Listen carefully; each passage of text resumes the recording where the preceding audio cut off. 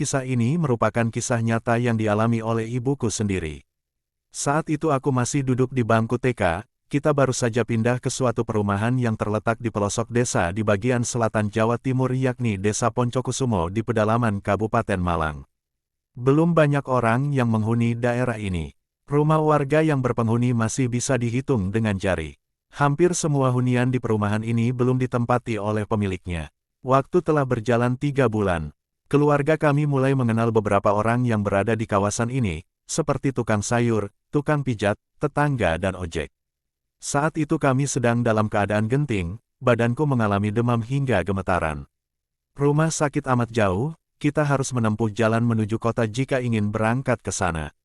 Sehingga hal itu tidak mungkin dilakukan karena terlalu jauh dan repot. Lokasi di sekitar area perumahan masih sawah, semak belukar, ladang dan hutan pohon jati. Transportasi kala itu hanya ada ojek yang biasanya mangkal di pos ojekan. Biasanya ojek di sini hanya narik mulai pagi sampai jam 3 sore saja, di atas jam itu mereka sudah kembali ke kediaman masing-masing. Zaman tahun 1999 belum banyak orang yang memakai handphone, paling komunikasi hanya lewat wartel, warung telekomunikasi, dan telepon rumah saja. Tapi kita belum punya telepon kabel apalagi HP. Ibuku bermaksud menelpon taksi namun hanya bisa lewat wartel yang bukanya jam 7 malam saja. Jam kala itu menunjukkan pukul 5 sore, para ojek yang mangkal di pangkalan sudah pulang dan saat itu juga ibuku berpikir, daripada kelamaan, lebih baik aku cari tukang pijat saja. Ibu pun berjalan menuju rumah tukang pijat yang jaraknya cukup jauh dari rumah. Gambar 1, suasana hutan pohon jati saat maghrib. Jalan menuju rumah si tukang pijat tidaklah mudah. Ibu harus melewati hutan pohon jati yang menjadi jalan pintas tercepat yang menghubungkan perumahan dengan desa tempat si tukang pijat tinggal. Karena beliau hanya jalan kaki, waktu yang ditempuh pun tidak sebentar. Berbekal payung, dia berjalan seorang diri. Di tengah perjalanan, hujan gerimis datang. Beliau mengembangkan payungnya. Saat melewati hutan pohon jati dan hampir sampai ke perkampungan desa sebelah, beliau mendengar suara kakek-kakek memanggilnya. Nak, tolong Mbah. Ibu melihat ke sekelilingnya tak ada orang. Dia kembali berjalan, di langkah ketujuh ibu berjumpa dengan seorang lelaki tua yang mengenakan topi caping dari anyaman bambu, membawa cangkul di pundaknya, kakinya penuh dengan tanah. Pria tua itu berpapasan dengan ibuku. Ibu mencoba menyapanya, apakah bapak yang memanggil saya barusan? Lelaki itu tak menjawab, hanya mengangguk pelan.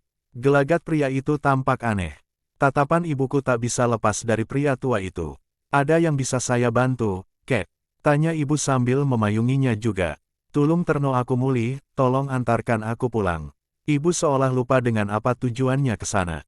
Bagai terhipnotis, beliau mengikuti arah berjalan si kakek yang semakin lama berjalan semakin jauh dari tempat ibuku berpijak tadi. Bulu kuduk ibu berdiri ketika mendekati kakek itu. Bau kakek ini bagaikan bangkai tikus yang telah membusuk berhari-hari. Amat sangat menyengat. Ketika ibu memandang kakek ini dari ujung kaki ke ujung kepala, benda di pundak lelaki yang semula dikira cangkul oleh ibuku itu berangsur-angsur berubah warna menjadi memanjang seperti karung dari kain putih. Yang begitu mengagetkan adalah ada wajah di antara karung putih menjuntai yang diikat tersebut. Ibuku segera menyadari apa yang dia lihat, yakni pocong yang sedang dibawa oleh Simbah. Pria tua itu memandang wajah ibuku, wajahnya sangat menyeramkan, matanya penuh dengan belatung, rona mukanya pucat dan memar membiru di separuh bagian wajahnya. Si kakek tersenyum lebar diiringi suaranya yang sendu. Badan ibu lemas seketika, terkulai lemah tak berdaya di bawah pohon jati. Tenggorokan ibu serasa tercekat tanpa bisa mengeluarkan suara, badannya bergetar, keringat bercucuran, berharap apa yang dilihatnya hanyalah mimpi. Tapi sayangnya apa yang dia saksikan benar-benar nyata. Petani itu menyanyikan tembang Jawa yang suaranya sangat kencang, membuat orang yang mendengarnya seolah terpaksa ditarik menuju alamnya. Beruntung, suara azan maghrib berkumandang, lelaki tua itu menghilang beserta dengan benda misterius yang dia panggul di pundaknya. Dia pulang ke alamnya. Ibuku tak sanggup berdiri, beliau akhirnya bisa berteriak minta tolong. Untungnya ada warga yang akan pergi ke masjid yang mendengarnya. Beliau pun digotong menuju perkampungan warga yang sudah terlihat di ujung jalan. Ibu ditanyai oleh warga dan bilang mau ke rumah si tukang pijat. Warga pun mengantarnya ke sana. Sesampainya di rumah si tukang pijat, beliau menceritakan semuanya beserta maksud kedatangannya ke sana. Akhirnya ibu diantar pulang naik sepeda motor oleh si tukang pijat, sambil diberi nasihat untuk tidak lewat tempat itu lagi. Sebab hutan pohon jati itu memang sudah tak diragukan kemistisannya.